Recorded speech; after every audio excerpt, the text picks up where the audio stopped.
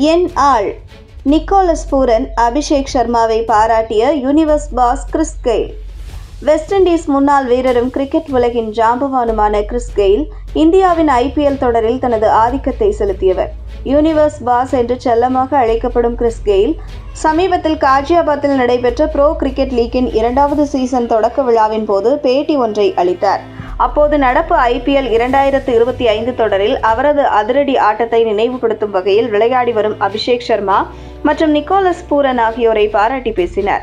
குறிப்பாக Lucknow super Giants அணிக்காக விளையாடும் தனது சக நாட்டவரான நிக்கோலஸ் பூரனை வெகுவாக பாராட்டினார். நிக்கோலஸ் பூரன் இந்த ஆண்டு IPL தொடரில் அதிக ரன்கள் குவித்த வீரராக இருக்கிறார். ஒவ்வொரு போட்டியிலும் 200க்கும் அதிகமான ஸ்ட்ரைக் ரேட்டில் அதிரடியாக ரன் குவித்து வருகிறார். அவரை என் ஆள் என குறிப்பிட்டு பாராட்டினார் கிறிஸ் கெயில். இருவரும் ஜமைக்கா நாட்டைச் சேர்ந்தவர்கள் என்பதோடு இடது கை பேட்ஸ்மேன்கள் என்பதும் குறிப்பிடத்தக்கது. அப்போது IPL 2025 வெறித்தனமாக ஆடுவது போலவும் சிக்சர்களை சர்வசாதாரணமாக அடிப்பது போலவும் விளையாடும் நிக்கோலஸ் பூரன் பற்றி என்ன நினைக்கிறீர்கள் என கேள்வி எழுப்பப்பட்டது. அதற்கு பதிலளித்த கிறிஸ் கெயில், நிக்கோலஸ் பூரன் என் ஆள், மிகச்சிறந்த ஃபார்மில் இருக்கிறார். மேலும் என்னை போலவே அவரும் ஒரு இடது கை பேட்ஸ்மேன். கிரிக்கெட்டில் நாங்கள் இடது கை பேட்ஸ்மேன்கள் ஒரு தனித்துவமானவர்கள். இந்த ஆண்டு பூரன் மிகவும் சிறப்பாக செயல்படுவார் என்று நான் நம்புகிறேன். IPL 2025 அவரது மிகச்சிறந்த ஆட்டம் இன்னும் வரவில்லை.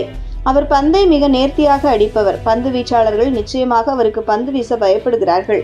அவர் IPL அதிரடி அரை சதங்களை அடிக்கிறார்.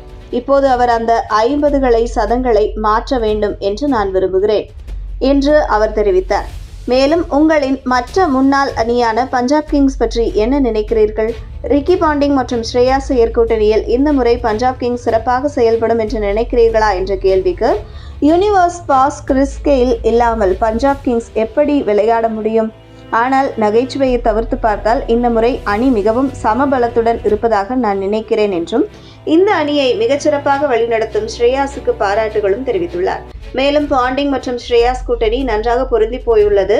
அவர்கள் தொடர்ந்து சிறப்பாக செயல்பட்டால் அவர்களது கோப்பை வறட்சியை முடிவுக்கு கொண்டு வரலாம் என தெரிவித்தார். தொடர்ந்து சென்னை சூப்பர் கிங்ஸ் அணிக்கு இதுவரை IPL 2025 கடினமாக அமைந்துள்ளது. சிலர் அவர்களின் பவர் பிளே அணுகுமுறை காலாவதியானது என்று நம்புகிறார்கள்.